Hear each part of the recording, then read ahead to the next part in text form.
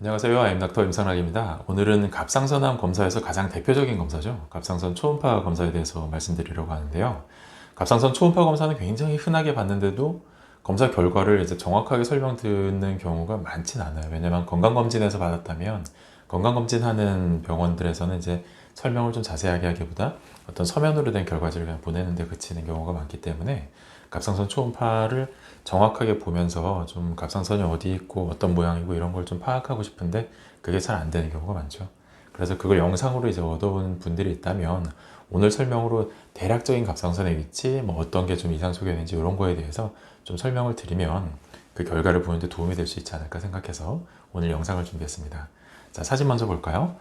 이 목의 앞부분이죠. 지금 오른쪽 아래 여기 보면 이제 여기에 갑상선 부위에 초음파 프로브를 대서 이제 봤다 이 얘기를 하고 있는 거고, 갑상선을 볼 때 제일 먼저 찾아야 될 구조물들은 이런 부위예요. 약간 이렇게 하얗게 표현된 게 갑상선 여기에 보면은 기도 앞을 둘러싸고 있는 연골들이 있는데 그 연골이 보이는 거고요.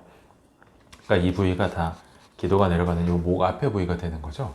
그리고 갑상선은 이 위쪽에 이렇게 좀 길게 있고요. 그리고 이렇게 이쪽은 좀 잘렸네요. 지금 화면에서 보면 여기가 오른쪽, 여기가 왼쪽이 되겠지만 실제로 갑상선을 볼 때는 이 검사 모든 검사 결과가 그렇지만 의사가 환자를 볼 때를 기준이거든요. 그러니까 이게 환자가 누워 있는 거를 의사가 보는 입장인 거예요. 그래서 이쪽이 환자 입장에서는 왼쪽 갑상선이 되는 거고 이쪽이 환자의 오른쪽 갑상선이 되는 거예요. 그래서 지금 왼쪽 갑상선과 오른쪽 갑상선을 사이에 다리 같은 게 이제 이어주고 있는 이런 상황이 되는 거죠. 목의 앞쪽에 초음파를 댔을 때 이렇게 나온 정상적인 소견이고요. 그리고 보통 갑상선이 약간 회색으로 보이잖아요. 그런데 이쪽에 보면 동그랗게, 아주 동그랗게 검은색 무슨 동굴처럼 되어 있는 게 있죠. 이게 경동맥이거든요. 여기 목 앞에 이렇게 눌러보면 탁탁탁탁 뛰는 그 부분 얘기하는 거예요.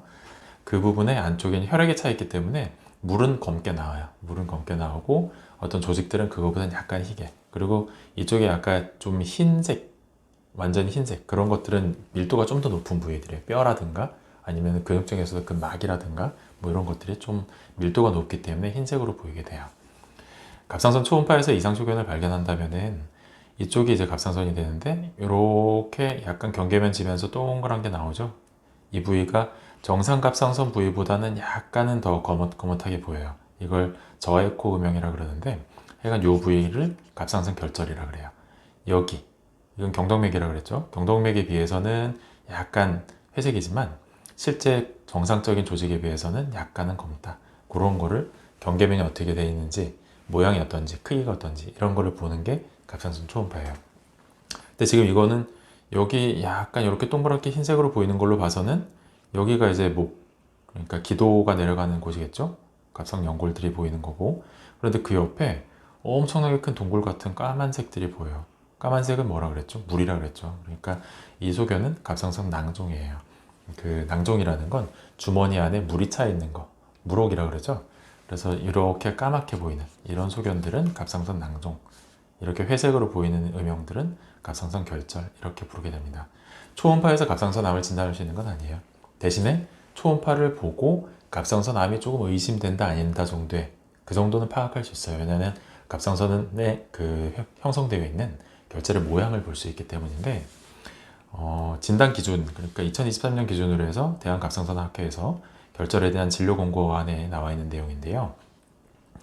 만약에 높은 의심이 들면 이제 조직 검사를 1cm 이상일 때 시행하라고 나와 있는 건데, 그 높은 의심이 되는 소견들은 어떤 것들이 있냐면 여기 보면은 점상 고액 교병변이나 미세석회화, 뭐 비평행 방향성 혹은 앞뒤가 긴 모양, 불규칙한 경계 이런 것들이 있는데, 이런 게 어떤 소견들이냐면 이런 걸 보면 안쪽에 약간 이렇게 하얗게 고액고 병변이라고 그러거든요. 하얀 거를, 이런 병변들이 보이죠.